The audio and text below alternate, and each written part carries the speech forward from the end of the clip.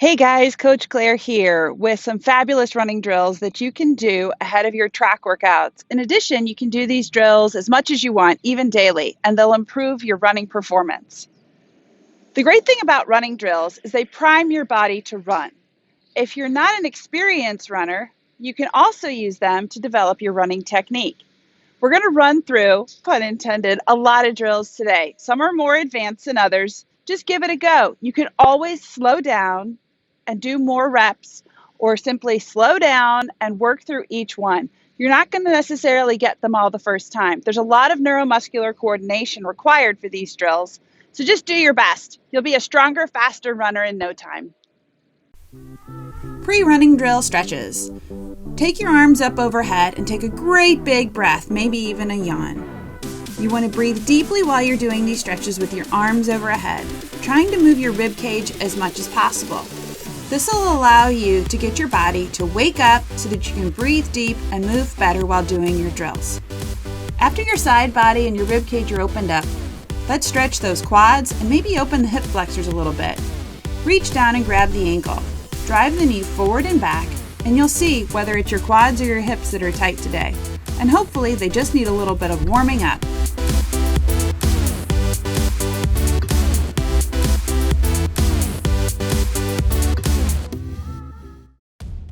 Walking high knees and butt kickers. As you're walking, pretend there's a book on your head and drive your knee up using the opposite leg for leverage, pushing strong through your heel through the ground. When you're getting ready for your butt kickers, again, use the leg that's down for leverage as you pull your heel up to your butt each time. Try to stay tall and smooth and keep pulling that heel up to the butt. Running high knees and butt kicks. Try to keep as tall as possible while driving the knees up, up, up while doing this drill. For the butt kickers, try to bring your heels to your butt while driving your hips forward and staying as erect as possible. Side lunges. You're going to travel to the side by stepping out, driving the hips back, bending at the knee. Your toes, knees, hips, and shoulders will face forward as much as possible with every step. You can use your arms or keep them on your hips. Really focus on driving the hips straight back as your knee bends and you lower into the lunge. You'll get a great groin stretch. It's not uncommon for athletes to notice that they can go to one side better than the other side. Go ahead and shoot for 10 or 20 reps here, and it's okay if you need more on one side than the other. Again, try to keep your toes pointing forward. You're going to notice that they're going to want to drive out and the hips are going to want to open. But do your best to try to keep everything facing forward.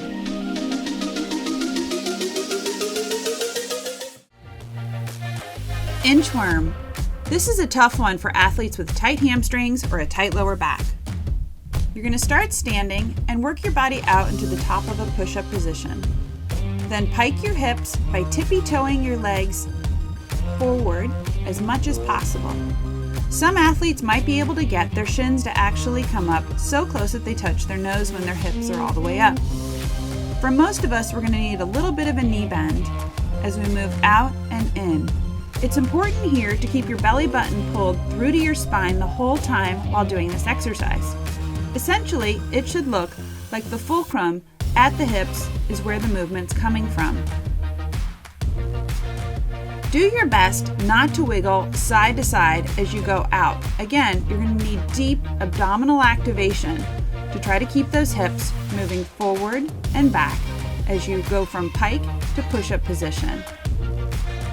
Every time you do this, with each rep, you should be able to get a little bit taller with those hips.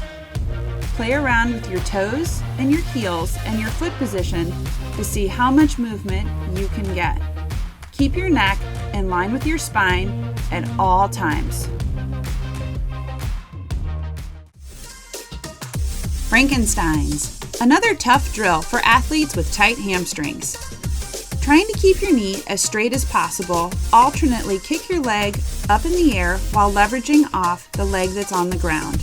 Keep your belly button pulled through and try to lift from your hip. Cheerleaders. This one feels like a combination of Frankenstein and a crunch. Try to gain length through your spine as you reach forward and tap your hand to your opposite toes each step.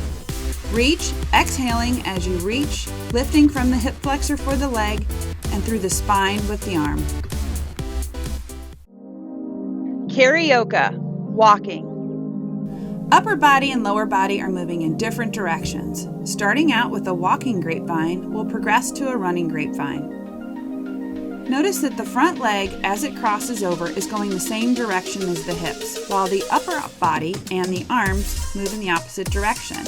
You should feel almost like you're wringing out your belly from side to side, getting a deep twist action. Our goal is to get our hips to move the opposite direction with each step, almost rotating 180 degrees each way. Drive with the knees using the arms for leverage, but have the movement occur right about where the belly button is and up through your rib cage. Backward running. Try to stay erect and keep your belly button pulled through.